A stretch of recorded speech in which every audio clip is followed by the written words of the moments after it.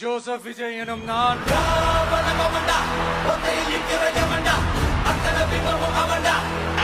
சட்டப்படி அமைக்கப்பெற்ற இந்திய அரசியல் அமைப்பின்பால்